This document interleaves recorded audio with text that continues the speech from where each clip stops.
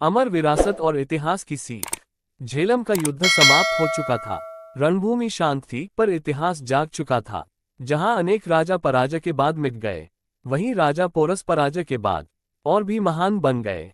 पुनः राज्याभिषेक। सिकंदर के आदेश से पोरस का भव्य रूप से पुनः राज्याभिषेक हुआ। सैनिकों, प्रजा और सेनापतियों के सामने सिकंदर ने स्वयं कहा, आज से यह भूमि राजा पोरस की है और वे मेरे मित्र हैं, मेरे अधीन नहीं। ये सुनकर यूनानी सेनापति भी आश्चर्य में पड़ गए। पोरस का शासन। युद्ध के बाद पोरस ने घायलों की सेवा करवाई, शहीदों के परिवारों का ध्यान रखा, सीमाओं को फिर से मजबूत किया।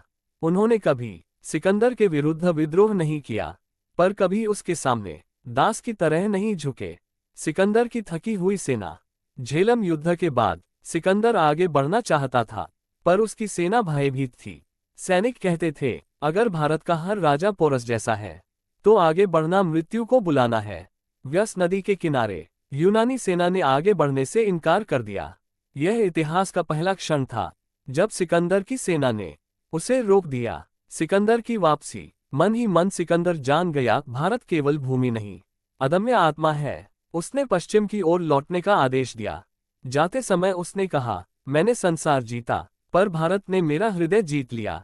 राजा पोरस का अंत। इतिहास पोरस के अंतिम वर्षों पर अधिक प्रकाश नहीं डालता। कुछ कथाओं में कहा गया है, वे अपने राज्य की रक्षा करते हुए वीरगति को प्राप्त हुए, पर यह निश्चित है उन्होंने कभी भी पराधीनता स्वीकार नहीं की। इतिहास की अमर सीख। राजा पोरस हमें सिखाते हैं, पराजय अपमान नहीं होती, आत्मसम्मान सबसे बड़ा शस्त्र है। सच्चा राजा कभी झुकता नहीं।